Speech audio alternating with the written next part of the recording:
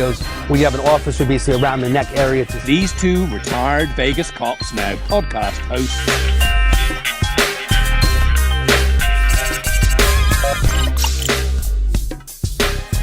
They don't have ID. They can't get into a hotel room. To get them the help they need, especially if someone even gets arrested. A lot of people don't know how the justice system works.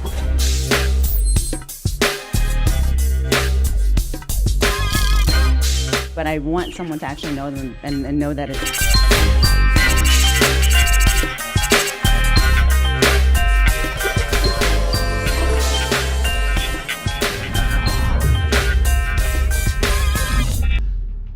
Hey everybody, this is David Kohlmeyer, the Problem Solver. Thank you so much for joining us. As usual, every single week, Thursdays, 6 p.m., we go live at Sticky Paws Studio near 215 in Rainbow, talking about different problems, bringing on different experts, and sharing some good information.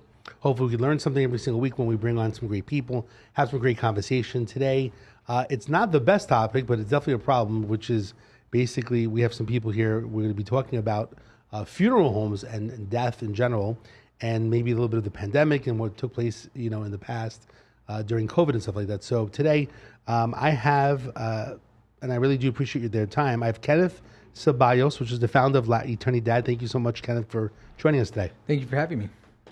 We also have Nancy Valerio, who's the vice president of operations for La Eternidad.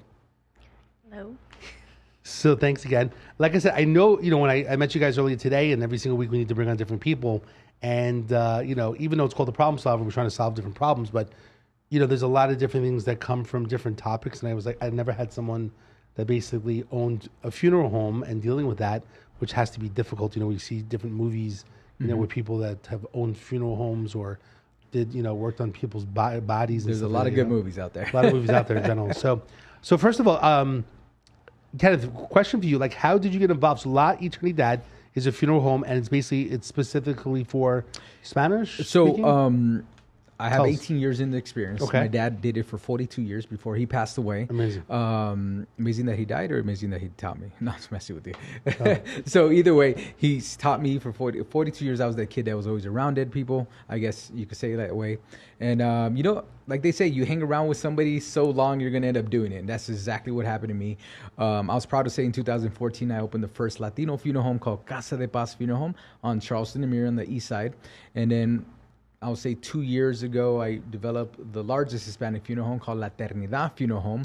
Once my dad passed away, I told him, hey, you know what? I want to open the largest. I want to open many, and I want to open for our culture. And so that's what I ended up doing. And so now I'm proud to say we're the only family and Hispanic family that owns a funeral home here in Las Vegas, Nevada. It's usually owned by corporate America, but nevertheless, we're locally owned. What happened to the two other places? My family's funeral home, we're still active. We're still there. It's been there almost 10 years already. So next year will be 10 years.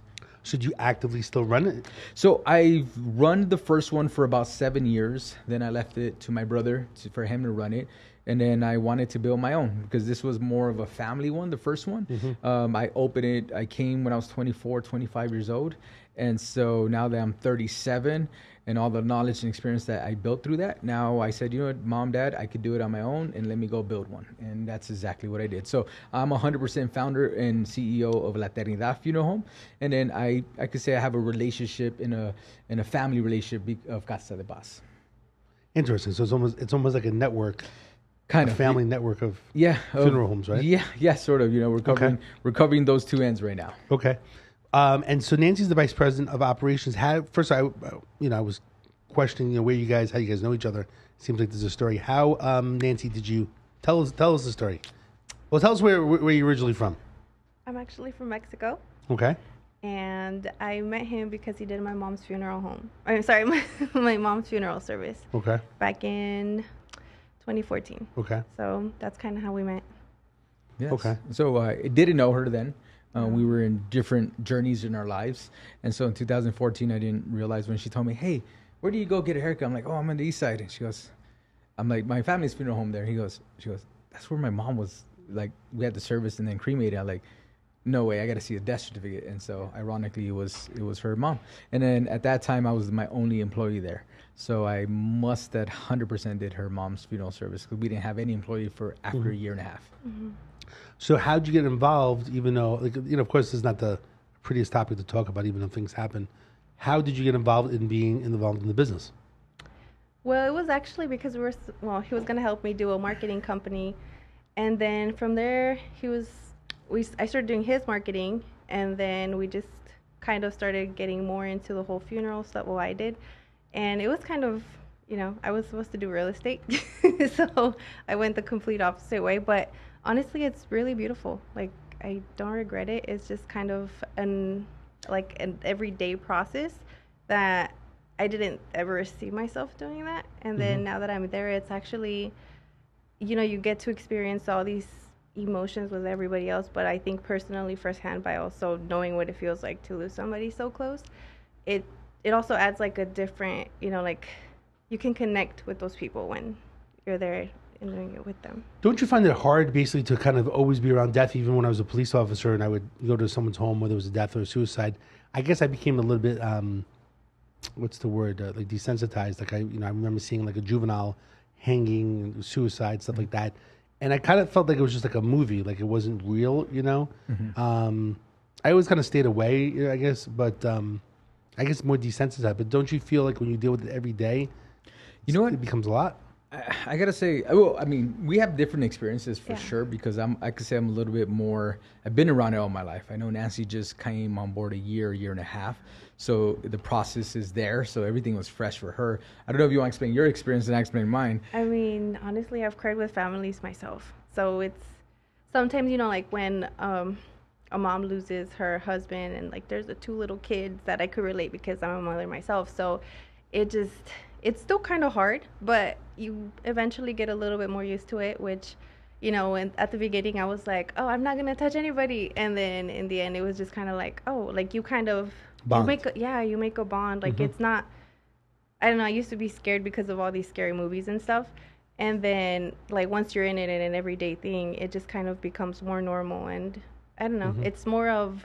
But it is every day, right? It's like 1 or 2 a day, no? Or so what would you say the average is, 1 a day? I want to say that's a lot. Every funeral home is different here in Vegas. Okay. So I'm just going to talk from numbers. So when it comes to my family's funeral home, you could say they're averaging about 400 a year. Other funeral homes do 100 a month. Some funeral homes do 1,000 in 6 months. Some funeral homes do 10,000 in 1 year. So it's literally every day. Yes. Here in Las Vegas, it's, I used to assist the coroner's office too with funeral home rotation. And so when you say, you've seen stuff, I've also picking up a lot of people where they pass away, if it's homicide, suicide, if somebody jumps off a building, if we pick them up however they landed, unfortunately. And so it gives you a different perspective for life. Nancy knows me, I'm like full of life, full of energy, because you just never know when's your time. Like, I tell people death is not it's not a luxury, it's gonna happen to you. It's like we just don't know when. I had an interesting situation recently in regards to a funeral home and a situation. So my day job, basically, when I'm solving people's problems, getting phone calls 24 hours a day, different people call for different issues. And I normally, more of a referral service, or source as well, to basically refer people. Like if someone actually asks me for like a funeral home, or now that I know you guys, right? To me, you're part of I'm going to call the Problem Solver Network of people that I know that I'd say, hey, can you help somebody out? I'm always trying to, build relationships, help people at the same time, but also try to get people business, which is nothing wrong with that. But a lot of times when people need favors, that's when you can call in a favor, right? And so it was interesting. I really didn't have anybody, I would say, in the funeral business in regards to the network, but we had someone, it was someone that I knew that basically passed away. It was a car accident. It was a hit and run, stolen car, and the guy was like 23 years old. He dies, and the person took off in the car, was stolen. Guy gets away. So when I found out about it, someone says, maybe you could do something. I've always been really big with the Problem Solver Show giving reward money. So I work with Samurai and Hadari with the Hadari Law Group. Okay. And I said, listen, why don't we give reward money? I asked him to basically put up the reward money. So look, you only have to pay if we actually catch the guy. And we said, let's do a $10,000 reward if we can find the person that basically, hit this person, killed the person and run. And I said, look, there may be a slim chance, you don't know, but you may have to pay the reward, but you're basically providing justice for this person. It's not even a client of the firm, it was just someone that I knew. So he kind of stepped up to the game and said, you know what, I'll do the $10,000 reward. We did a news release, we got in the media. Long story short, someone called Crime Stoppers, gave the tip. They overheard someone at a video poker machine saying that they did a hit and run and they left the scene. Maybe they were laughing about it. The guy happened to be in jail at the time for domestic battery. Wow. The cops go there, they interview him. He admits, yes, I was involved in the hit and run, and that he was charged with hit and run felony. At the end of it all, he does go to jail, maybe 4 or 5 years. $10,000 was given to this tipster, and we got a lot of accolades in regards to doing it. And again, it wasn't even a client of the firm. Yeah. It was just basically me being in this retired cop trying to help people, and then getting with an attorney that I work with, again, Samurai and Hadari, to basically help out. So he did it. But what was really interesting, the woman really didn't have any money, and she lost her job. She was doing mortgages with, kind of turmoil with the mortgage and real estate market, and she didn't have money to bury the son who's 22 years old.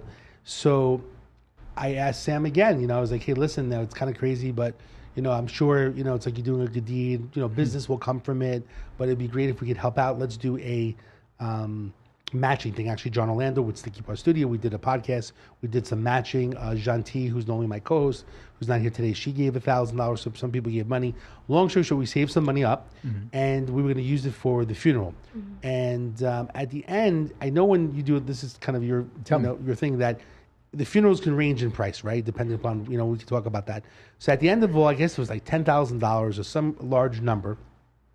But the woman didn't have numbers. So I spoke to one of these funeral homes. Said, look, they don't really have money. Can you do anything? So they lowered it to really, it was a cremation, and then they lowered it to, I think it was like $3,500. So it was really, really reasonable. So at the end, I said, any money that we get, the check has to go straight to the funeral home. So we set it up. We helped. I actually went to the, the celebration of life. It was a cremation. We went to and it felt awkward. I felt bad, but it was kind of completion of kind of the project of, getting justice, for the family member and putting that person to rest. So it was just interesting being involved in it all. Like I said, I went to the funeral home and I was part of it, and like I've never really experienced it where I kind of really set up like the purchase of this whole event, Correct. But it was a sad situation. So I guess my question is, you can work with people. How does it work when a lot of people just don't have money these days? People don't save. You always see people like with signs like, I'm trying to bury someone. And I mean, I'm fortunate maybe being, higher middle class that I can get a loan. I know there's different loan programs out there or something that I'd be able to get it done. But how does it work for the average person that doesn't have money? So, it's a very, it's a good question, by the way. I think a lot of the stuff we like doing for our funeral home is educating our consumer, our community, right? You mentioned burial, and then from a burial went to a cremation, correct? Because I'm assuming the burial was just outrageously expensive, right? Sometimes families don't know that cemeteries are owned by corporate America here in Vegas, and majority are. From there, a lot of people don't understand that they could select a different funeral home and be buried at the same cemetery they chose, because sometimes what happens in the cemetery is just say it's $30,000 for both funeral and cemetery. They're two different price. But sometimes you could come to a funeral home that's more cost effective. So say you could do a removal, picking up your loved one from place of passing away, embalming, dressing, casketing, cosmetics, prayer cards, register book, 4-hour visitation, chapel, use of the hearse, and a casket, a metal casket, for like $5,000 to $5,500. And then maybe the cemetery might cost you anywhere between maybe, 6 or 7. So you could do a whole burial, which it's very unknown of at this moment, because everybody does a package bundle, right? So I'll have cemeteries sending me families because their funeral homes is too expensive. So sometimes I ask questions of the family. I said, what type of work do you do? Are you part of a culinary? Because culinary gives up to $10,000 as long as you're the beneficiary. If it's a victim of violent crime, they give up to $5,000. The funeral homes have to do the process of paperwork, which I want to say most locally owned funeral homes do it. Others don't, because they just like, hey, here's the money. Could you afford it? Yes or no? Boom. I've seen that a lot because families have vocalized that a lot. Then from there, we asked like, hey, do they work in casinos? Because there's casinos that do provide a funeral fund for the employees that have been there too. So it's asking the questions, kind of finding out the resources, depending on consulates too.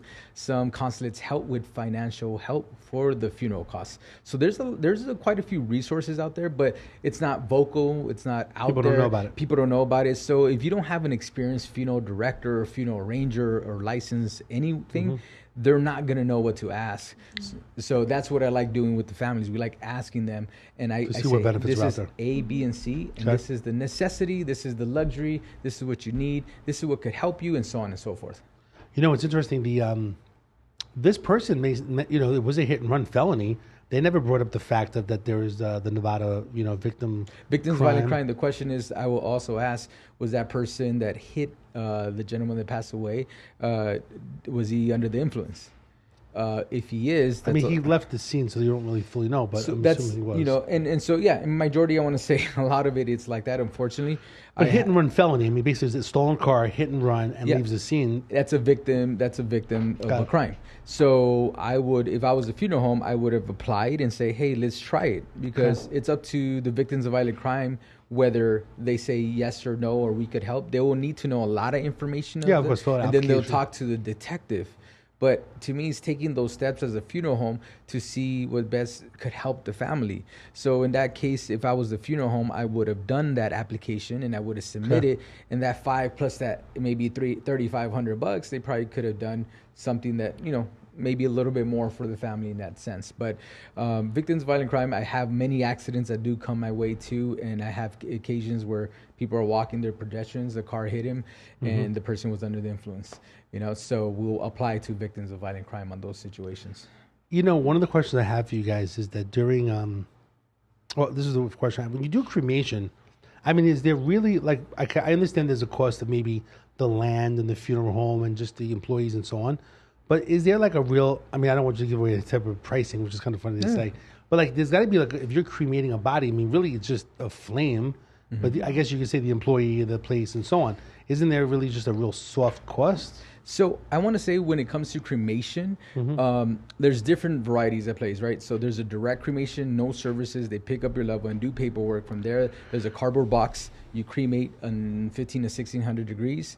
You get cremated, yes, overhead and costs and all that. That could be more affordable, economical. I've seen funeral homes in other locations that do it for $695, and I've seen other ones that do it for $3,000, but they both do the same thing. So that's I always educate my families, hey, find out, ask questions. You're not obligated to stay at the funeral home if the body goes there. You could pick another funeral home. You could go to other places. And then when the family wants a funeral service and then a cremation, now that adds up a little bit more. You're talking about embalming, dressing, casketing, a rental casket, cremation container, temporary container, 4-hour visitation, chapel, so on and so forth. So then that could be a little bit more on the pricier side, but you're averaging maybe about $4,500 to $7,000, depending that service. So that's where I see the price range here in Vegas. It kind of goes.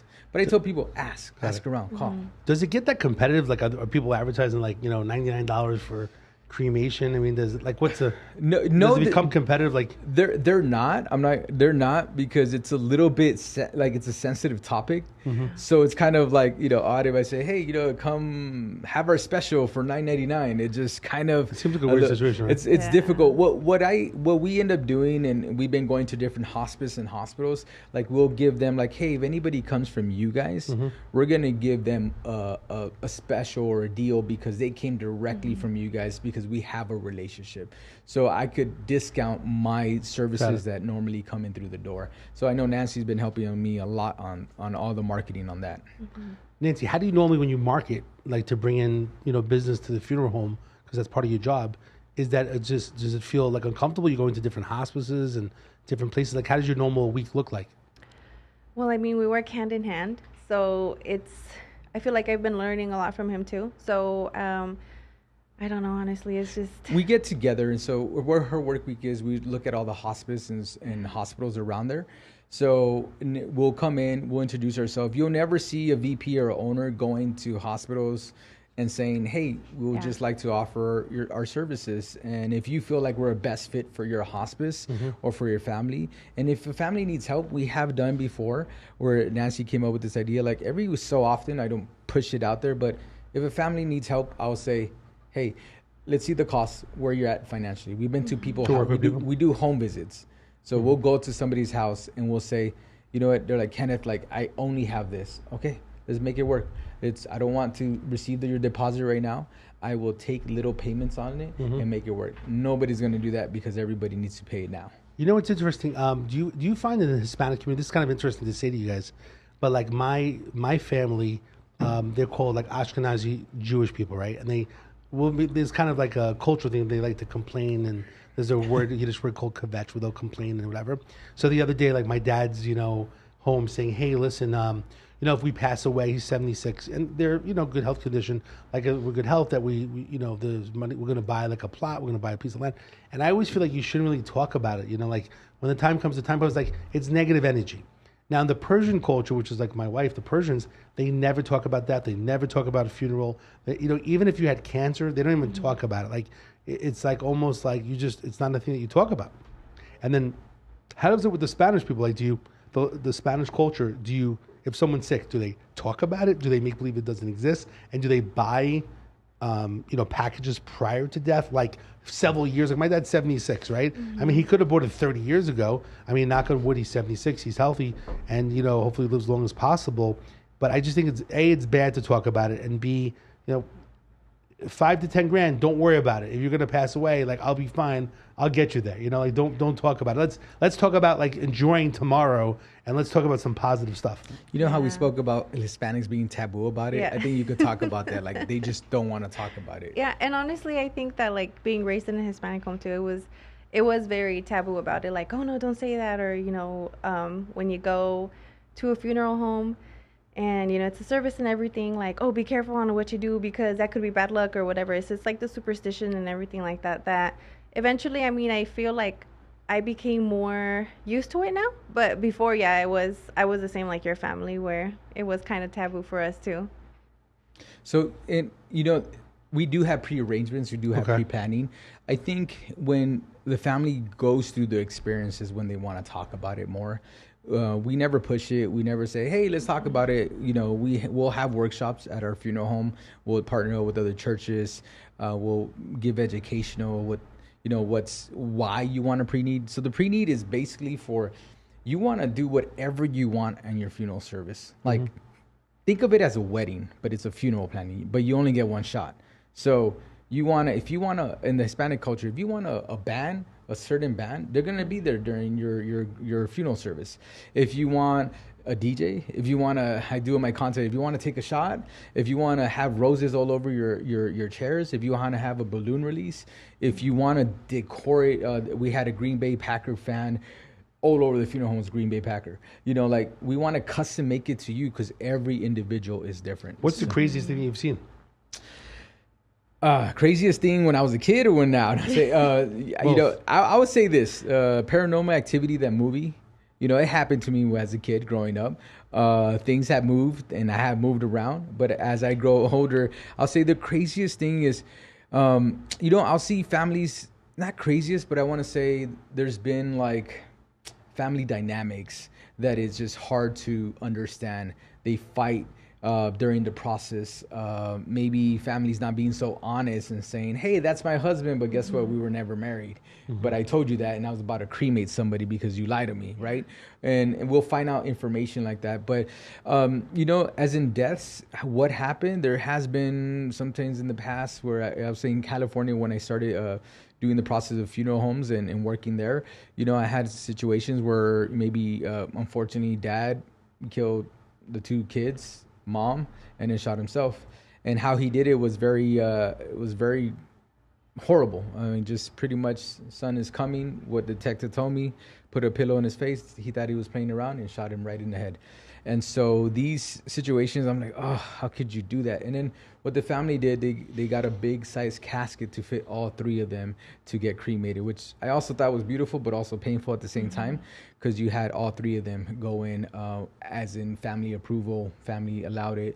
And then at a funeral home corporate in California, that's what they end up honoring their loved one. This was like years and years ago. But that's sad to see. I had two brothers that have recently passed away that a week apart, not knowing, and that they're in my same care, which that never happens. It's like saying, like, you have brother or I have a brother, right? And if I pass away not knowingly, if he passed away a week later not knowingly too, that's very strange too, because you don't have siblings that were born together and then pass away together. A lot of murders, though. I do get murders too. I get 4 brothers that die every year. And my mom, I talked to mom and said, you only have one more son. Like, you need to make sure he's okay. It's tough. It's tough, the stories you hear. How was it during COVID and stuff? Because you've been around, you've been doing this for a while. Yeah. Actually, some people say that COVID right now, like this week, people are starting getting COVID in general. Like, how do you feel things are right now in the world in regards to COVID? I haven't. People say it's a common flu these days. Like my wife, was a Yeah. pharmacist, and she's like, these days everyone's testing, so it's like a common flu. I think it's a common flu now, 100%. I haven't done one death certificate that says COVID in the year I've been open.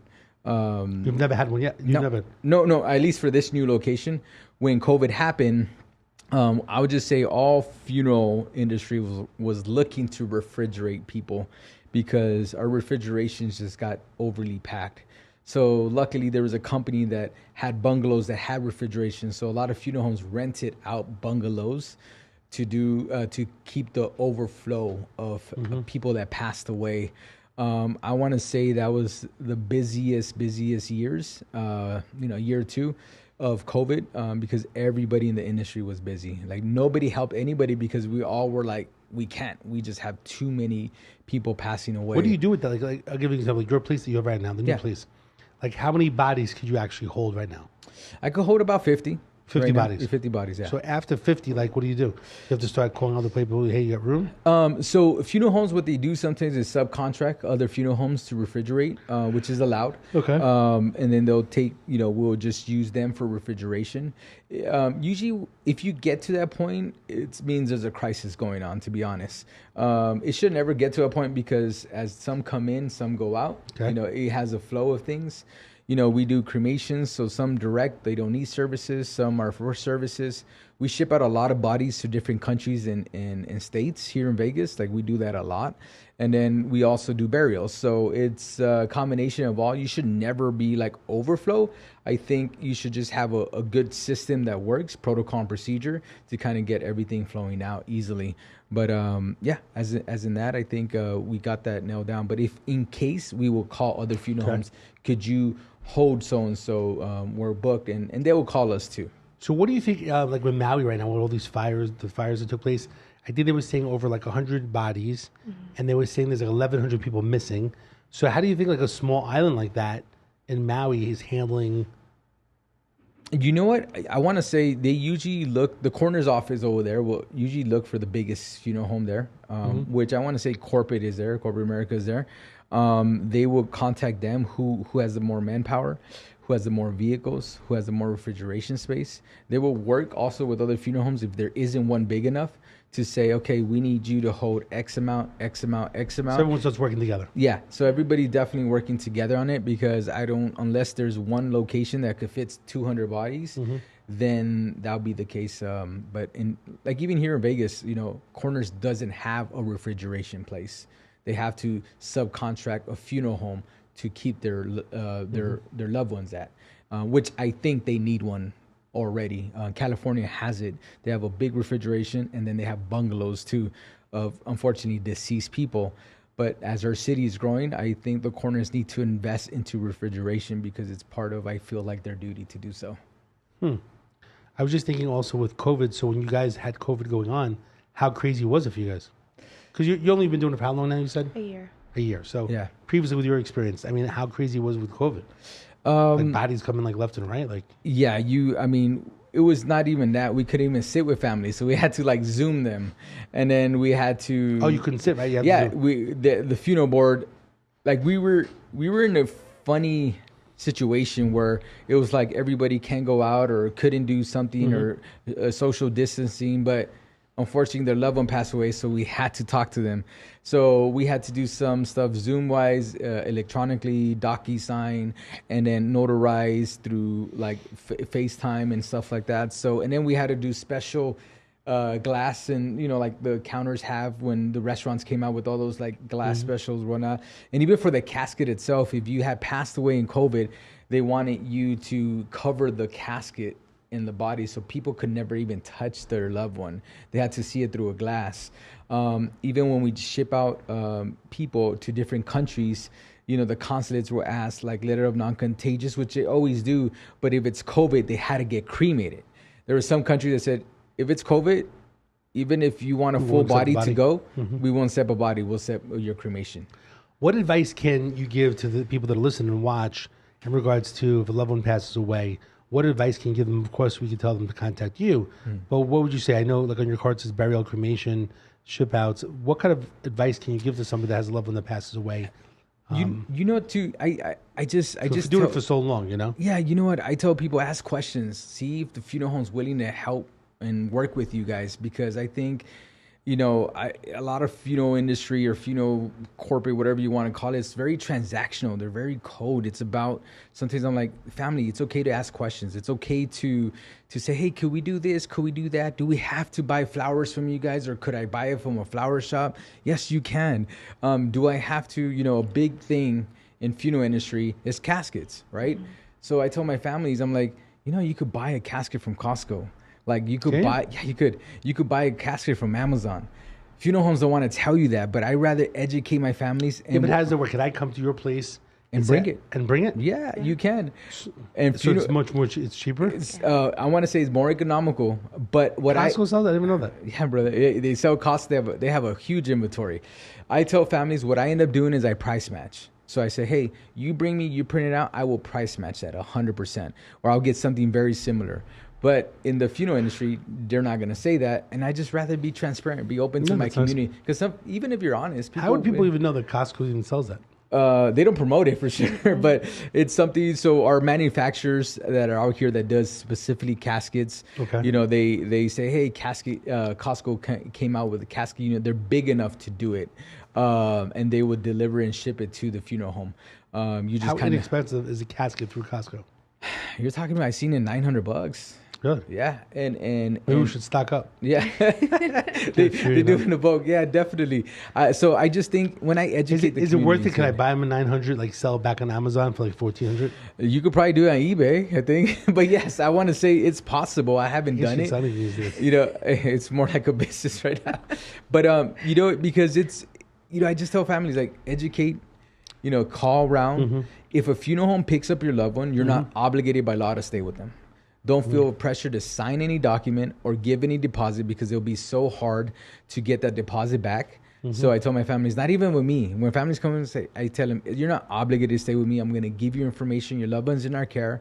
I'm not going to charge you if you choose somewhere else. Mm-hmm. But other funeral homes sometimes charge, which they can. But I said, don't worry, they can't hold a body for ransom. So if they want to charge you, let them charge you. But they can't hold your loved one and say you have to pay them. They have to release them by law. Nancy, I'm just curious, because I do business development. I do a lot of marketing and stuff like that too. When you mentioned the hospice, I was just thinking of you going to these places. Is there like a lot of competition with the funeral homes where, like, when you come in, like, oh, look, there's another funeral home coming in to try to, like, get our bodies here? Honestly, no. I feel like they connect with him right away, but I think because he's genuine. He doesn't do it salesy or anything like that. And I mean, that's why I like working hand in hand with him, because I feel like by observing, I learn a lot, like through the whole funeral industry and stuff. And it's, I mean, honestly, I think we just get a connection right away with them.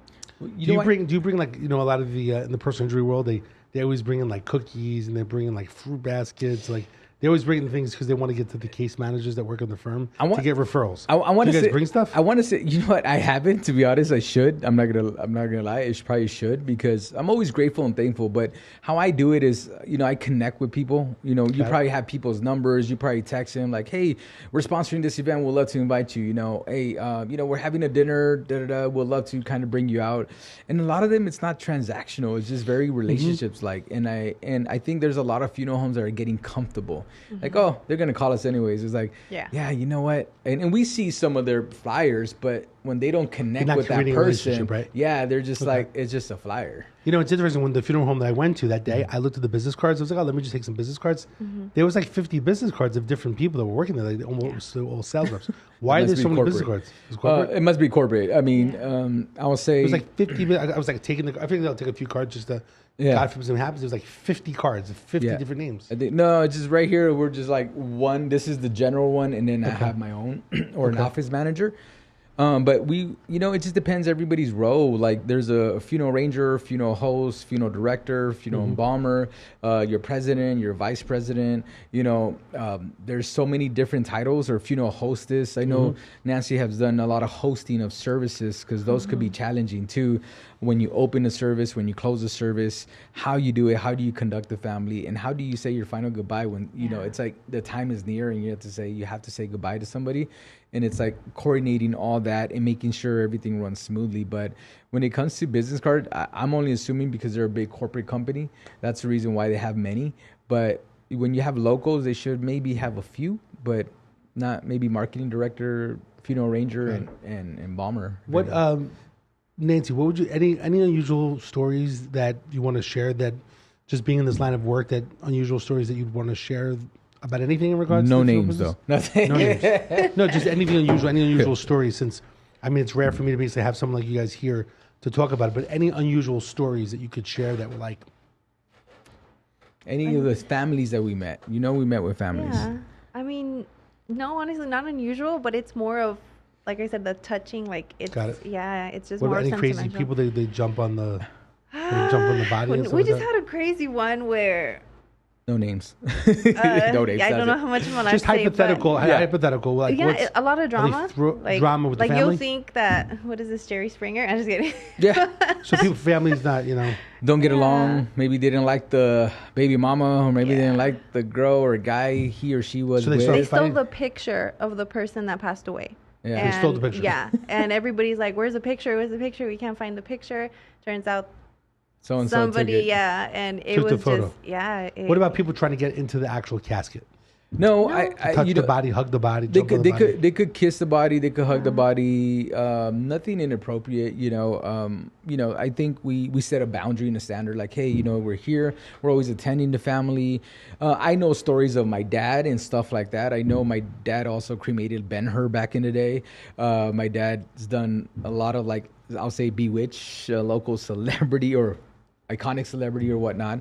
But as in, like, stories. I know my dad worked at I used to go there. There was a funeral home that's 100 years old. You go 3 stories down, there's no windows, it's concrete wall. You turn off the lights, you can't see nothing even when your eyes are open. They had 6 chambers. My dad had cremated a 900-pound person. Took about 15 hours to cremate that person. We had to take 10 people down to bring that person down. Guy was heavy. At the end of the day, it took a while because when you control your temperature of a crematory, you have to be there monitoring it. Also, that fire and that smoke that goes up in the air is bad for the pollution. Got it. So you need to have a wise crematory operator because they could also pollute the air if they don't know what they're doing, or if they put the body in, say, feet first and it's a obese case. What's going to happen is going to build that smoke. That temperature is going to rise up to 2,000 and above. And then you see black smoke, you see fire department, everything. And then what happens, unfortunately, you'll see things come out of the chamber if you don't know how to cremate oversized cases. You got to have knowledge, man. Have you ever? I know one of my friends. We went out to an old hotel that's Lake Mead that had a lot of like nostalgia, and they thought it was a ghost. But I felt they called like a rod to see if there's any type of paranormal activity. Have you ever done something like that in the funeral homes that you were at? I want to say my dad's, it was called Chapel of the Pines. It was in California by Loyola High School. That was the most, I say, if people go there now, I think would find stuff. Because as a kid, I used to get dragged there when nobody's around. You'll see like this creepy old lady with a dog up in a dark, kind of up in a dark place. You'll hear noise. You'll hear like stuff. My dad used to work at midnight, by the way. So the best shift to have is midnight, and the cemetery is dark and nobody else is there but you. So it's interesting, the stuff that has happened in those things. There's been a lot of training and education when it comes to cremation, because operators have passed away and died by cremating bodies. Doors have malfunction and closed on them while cremating, and people will pass away. There was a girl, 23, 24 years old, new crematory operator, push a body in, you have to stay behind door lines. Door just came down, took her life, and then half of her body was cremated and half wasn't. This was the girl that worked at the place? Yeah, she worked at a place. So she got like I think a $5 million settlement on it. But because there wasn't enough signs from the business, established business. And then, I would just say nobody was really properly trained here, because you could see things and you could study it, but you never push that body with your hands in. It's at a 1500. I mean, it's hot. It's hot. You'll literally get incinerated quick.